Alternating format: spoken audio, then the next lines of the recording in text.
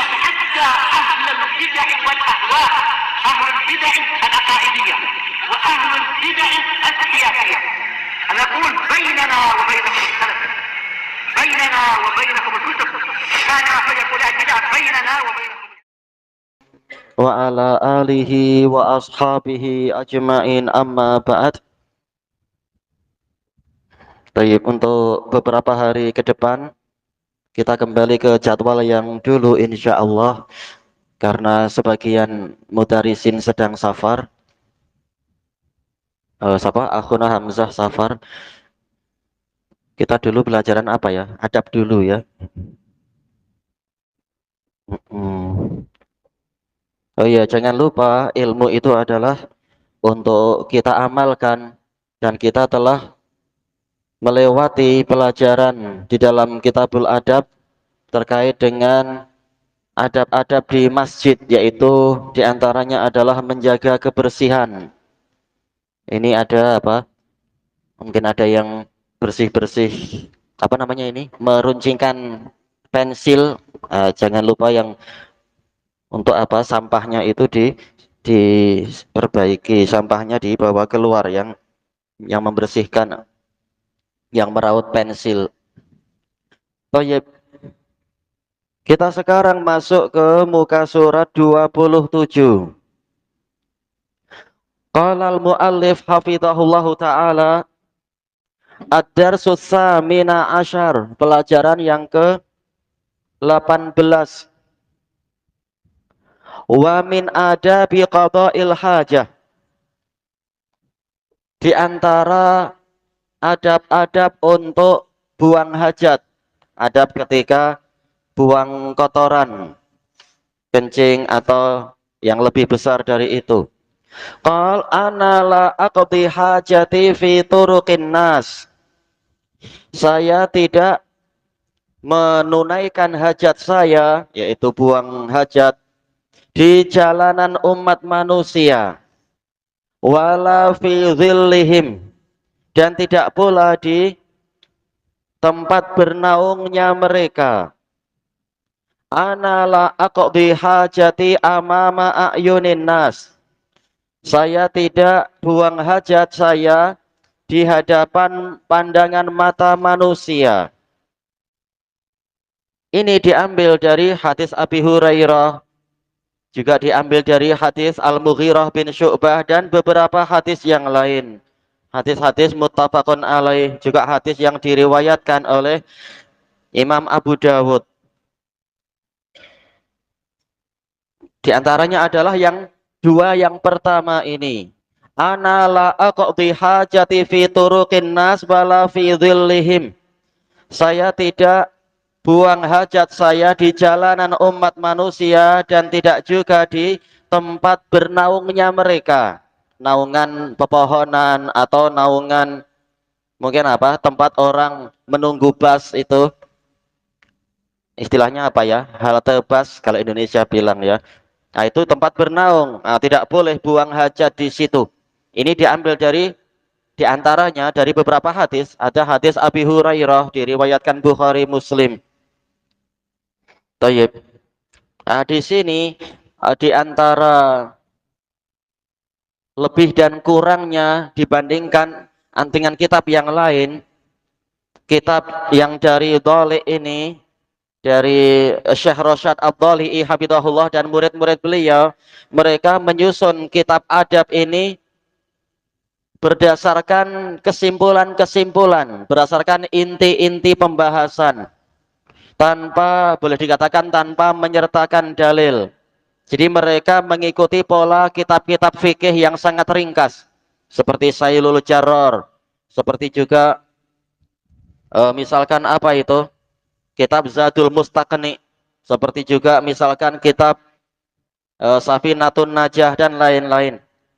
Adapun kalau Kitabul Adab yang disusun oleh Syekhuna Abu Abdillah Ali Al-Hujaimi, beliau menyusunnya berdasarkan hadis. Jadi polanya adalah seperti pola kitab Umdatul Ahkam yang ditulis oleh Imam Abdul Ghani Al-Maqdasi, atau pola Pola kitab fikih yang disusun oleh Majduddin Abdul Barakat Ibnu Taimiyah. Polanya adalah pola susunan hadis atau seperti pola kitab Bulughul Maram punya Ibnu Hajar Al-Asqalani. Kalau dari sisi berkah tentunya kitab hadis yang disusun berdasarkan hadis itu lebih diberkahi.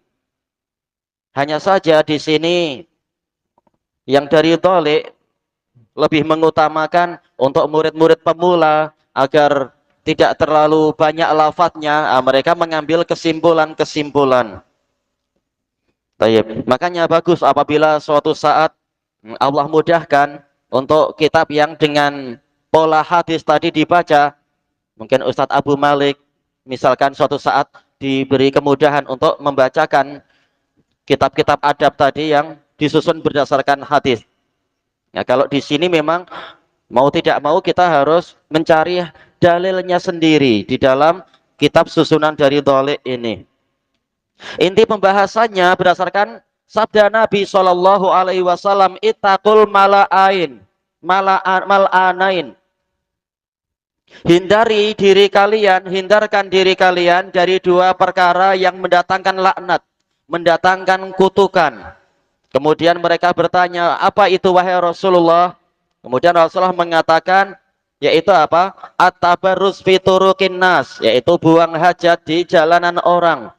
Jelas kalau orang sedang berjalan di lorong-lorong, di jalanan yang kecil misalkan, hatta mungkin di jalanan besar, tahu-tahu di tengah jalan ada ranjau manusia itu, kotoran manusia, jelas mereka akan mengutuk, mereka akan mencaci maki. Karena mereka terganggu oleh pemandangan yang buruk tadi. Dalam masalah ini, siapa yang paling layak dilaknat? Yaitu orang-orang Syiah Rafidhah dari Iran. Yang mana beberapa puluh tahun yang lalu mereka sengaja di musim haji, mungkin seperti ini ya, sudah mendekati musim haji ini, memang sudah musim haji. Mereka sengaja buang kotoran manusia di jalanan. Sehingga orang-orang yang berhaji terkena najis-najis mereka itu. Na'udzubillah. Ini tercatat. Disebut juga oleh Imam Al-Wadi'i di dalam kitab Ilhadul Khumaini fil Haramain. Memang Rafidhah jahat. Layak untuk dilaknat. Layak untuk dikutuk. Qal walau fi dhillihim.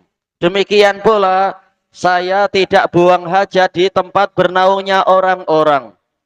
Karena manusia sebagaimana mereka memerlukan jalan untuk mencapai tujuan-tujuan mereka, mencapai matlamat mereka, mereka juga memerlukan tempat untuk bernaung. Bernaung dari terik matahari, bernaung dari siraman hujan dan sebagainya.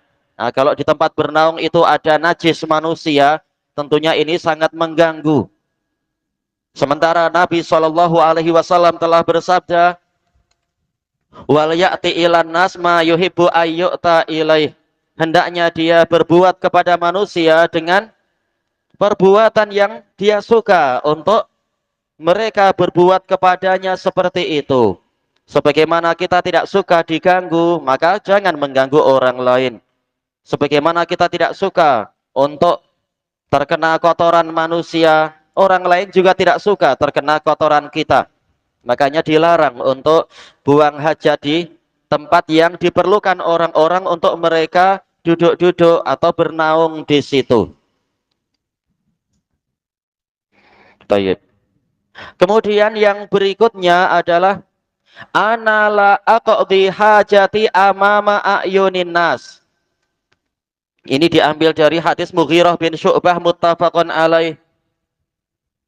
Yang mana Rasulullah Shallallahu Alaihi Wasallam tatkala pulang dari perang Tabuk, masih dalam perjalanan pulang, menyuruh Mughirah bin Syu'bah untuk membawakan air. Kemudian Nabi menjauh, masuk ke pedalaman hutan agar tidak nampak. Nah, beliau kemudian buang hajat di situ.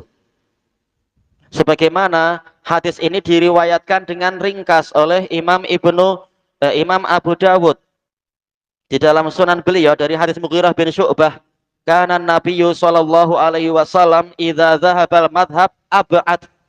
Dalam riwayat yang lain, idza qada hajatahu ibta'at. Rasulullah SAW apabila pergi untuk buang hajat, beliau menjauh. Ini adalah adab, yaitu jangan buang hajat di hadapan orang lain. Mereka akan terganggu dengan zat yang nampak, atau terganggu dengan aurat yang nampak, atau mungkin terganggu dengan bau yang busuk. Apalagi mungkin kita habis makan apa yang busuk-busuk tuh ya? Petai, ya, petai kah atau jering atau apa? Kalau jerung tak tahu. Baik. Lalu bagaimana di dalam hadis muttafaqun alaih dari siapa? Hudzaifah ibnul Yaman. Atan Nabiyyu sallallahu alaihi wasallam subatu taqaumin fabala qa'ima. Nabi sallallahu alaihi wasallam mendatangi tempat sampah suatu kaum, kemudian beliau kencing sambil berdiri. Hudzaifah dalam suatu riwayat menjauh, tapi Nabi mengatakan udnuh, mendekatlah engkau. Dijelaskan oleh para pensyarah, yaitu masalah kencing ini sedikit lebih ringan, tidak, baunya tidak sebusuk berak, makanya tidak sampai digalakkan untuk menjauh. Nah, Hudzaifah disuruh mendekat bukan untuk melihat, tetapi untuk menjadi sitarnya Nabi, menghalangi dari pandangan orang lain. Jelas Hudzaifah memalingkan wajahnya, tentunya memalingkan badannya. Adapun untuk berak, karena ini baunya lebih busuk dan seterusnya, maka memang disuruh untuk menjauh, diajarkan untuk menjauh. Intinya adalah kita tidak boleh mengganggu orang lain. Sebagaimana kita tidak suka diganggu, janganlah kita mengganggu orang lain. Sekarang kita masuk ke takwim, penilaiannya. Kita lihat siapa yang akan menerjemah nanti. Soalun, as-soalul awal. Hal tabulu au tatagawwatu fi tariqin nas au fi dhillihim. Siapa yang akan menerjemah ini? Hal tabulu, siapa yang menerjemah? Ya, Najem. Adakah kamu kencing? Au tatagawwatu atau pirak fi tariqin nas. Iya, di jalanan manusia. Au fi dhillihim. Ya, tempat bernaungnya mereka. Nak jawab Abdul Fatah? La, uh, boleh lebih panjang. Siapa yang lebih panjang? Mau lanjut? Anala.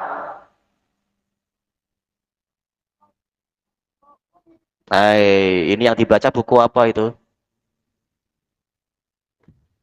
Kenapa boleh sampai akra'u? Kencing sambil baca ke?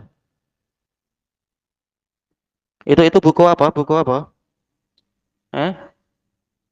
Buku apa itu? Adab. Kenapa boleh akra'u? Tak ada lah akra'u di situ. Atau siapa yang membaca lebih panjang? Ismail, ya. Anala abulu wala atagawwatu aywa fi tariqin nas au fi dhillihim. Artinya apa? Iya, saya tidak kencing ataupun berak di jalan-jalan manusia, di jalanan orang, atau di naungan mereka. Baik. Nah, ini adalah adab yang yang wajib untuk diajarkan kepada anak-anak ataupun yang lainnya. Karena anak sudah pengalaman, bukan pengalaman berbuat tapi ya, yaitu di suatu tempat dulu waktu ada tugas. Ya ternyata di situ budayanya masih sangat buruk. Anak-anak sering kencing di tengah jalan atau buang pup di tengah jalan. Nah, ini mengacau orang, terutama kalau malam hari. Malam hari sedang gelap, tak bawa torchlight. Nah, tahu-tahu melanggar ranjau. Nah, ini tentunya meletup. Yang meletup mulutnya biasanya ya. Kalau orang sudah ngaji paling bilang innalillah.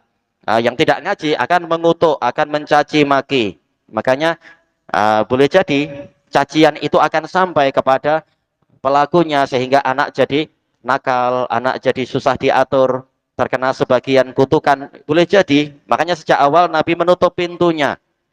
Allah lebih tahu siapa yang layak terkena hukuman atau semacam itu, ujian cabaran bagi orang tuanya dan sebagainya. Yang kedua, hal tabulu au tatagawwatu amama ayunin nas. Siapa yang akan menerjemah? Abdullah.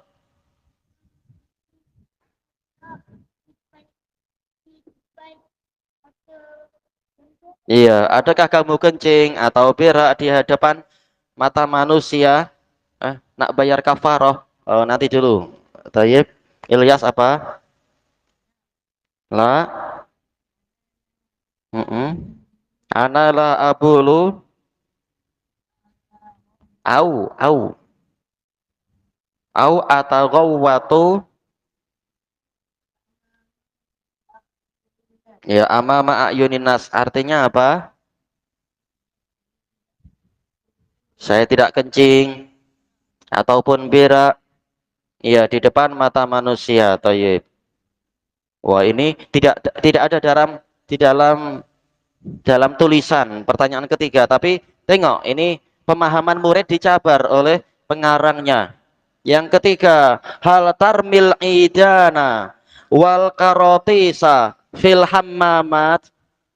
Hal tarmi, siapa yang akan menerjemah hal tarmi? Tarmi itu apa tarmi? Siapa yang membantu tarmi apa artinya? Macam tadi di dalam daras nahwu apa? Iya, apakah engkau melempar atau membuang atau membaling? Aidan, apa arti id? Ud. Apa ud? Bukan. Siapa ud? Apa ud? Itu apa mukbil? Ud apa ud aidan? Itu yang sering dipakai monet gantung-gantung tuh. Hmm? Apa? Eh? Iya, dahan, ranting. Nah, ranting idan, ranting-ranting. Wal korotis, korotis apa korotis? Siapa yang membantu? Ahmad korotis, kirtos. Apa itu? Apa? Bukan. Korotis, kirtos. Apa kirtos? Kirtos apa? Apa kirtos? Apa kirtos? Iya, kertas. Iya, korotis itu jamak dari kirtos, yaitu kertas. Apakah kamu membuang dahan atau ranting atau kertas-kertas fil hammamat? Hammamat apa? Iya, dalam tandas. Tayyib menjawab, anala armi, ya, la armil idana wal,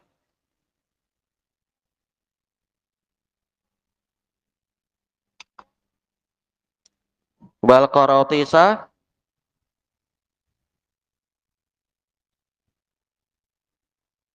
ya, fil hammamat. Tayyib. Apa maknanya? Saya tidak melempar, iya, dahan, ranting dan kertas-kertas, iya, di dalam bilik tandas. Tayyib. Ini adab yang bagus. Di dalam Islam sudah diajarkan untuk yang seperti itu, tidak membuang, tidak membuat apa? Yaitu saluran-saluran air, sesalur air itu menjadi tersumbat. Makanya yang sering tertulis di bilik-bilik tandas itu alhamdulillah dalam Islam pun sudah ada pelajaran yang seperti itu. Agar tidak menimbulkan benda-benda najis jadi tersumbat. Iya, kalau tersumbat di apa istilahnya itu dibalingkan ke dalamnya itu apa itu pampers atau tisu-tisu yang banyak atau kain, nah itu boleh jadi tersumbat. Kalau tersumbat nanti najisnya tidak akan terbuang, malah jadi keluar lagi. Seperti yang terkadang terjadi di beberapa tempat. Hatta apa dulu di Yaman sampai ada kerja bakti satu kompleks untuk mengetahui ini di mana, kenapa satu kompleks semuanya tempatnya tersumbat. Setelah dibongkar, ketahuan memang apa? Ada anak main-main, namanya anak-anak kan, yang dimasukkan tak calang-calang semacam apa itu? Baju yang panjang. Wah, sudah tersumbat betul memang dijumpai. Tayyib. Makanya di antara adab yang benar adalah jangan membuang sampah di bilik tandas. Sudah ada tempat sampah, tempat sampahnya dimanfaatkan agar najis-najis itu segera terbuang, bukan malah bertumpuk di situ. Yang terakhir di sini hal ta'tani binadhafatil hammam wa tatrukuhu nadhifan ba'da qada'il hajah. Wah, ini panjang. Hal tak tani, apa maknanya? Hal tak tani, memberikan inayah. Berarti apa? Siapa yang membantu anak-anak? Siapa yang menerjemah? Apakah Anda memberikan inayah? Inayah itu apa? Inayah nama adik saya, Bang. Bukan itu yang dimaksudkan. Yaitu apa? Mengambil berat. Apakah engkau mengambil berat? Binadhafatil hammam. Apa artinya? Mobil? Iya, kebersihan apa? Iya, kebersihan tandas. Wa tatrukuhu nadhifan. Tatrukuhu eh siapa? Najem aja. Tatrukuhu nadhifan. Tatrukuhu apa artinya? Taroka yatruku. Iya, meninggalkannya nadhifan. Nadhif. Apa artinya nadhif? Iya, dalam keadaan bersih. Ba'da qada'il hajah. Iya, setelah buang hajat. Baik. Siapa yang menjawab berarti? Apakah Anda mengambil berat masalah kebersihan bilik air dan meninggalkannya dalam keadaan bersih setelah buang hajat? Tak coba. Jawabannya apa? Naam anak tani.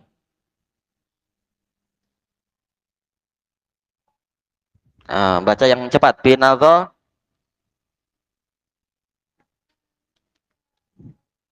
fa'atrukuhu nadhifan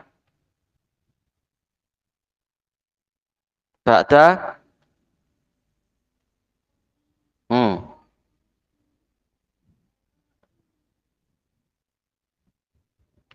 ba'da qada'il hajah. Ya, saya mengambil berat masalah kebersihan bilik air, kebersihan tandas. Maka saya akan meninggalkannya dalam keadaan bersih setelah buang hajat. Ini juga tertulis ya di beberapa bilik air di masjid-masjid itu. Baik, nasihat yang baik. Sebagaimana kalau kita masuk bilik air kita tak mau ada tugas untuk kita, ternyata ada benda aneh di situ. Nah, kita juga mestinya jangan membiarkan benda aneh kita masih tersisa di situ, membuat saudara yang setelahnya jadi kesusahan. Jadi saling ta'awun, saling membantu untuk bilik air itu selalu dalam keadaan bersih.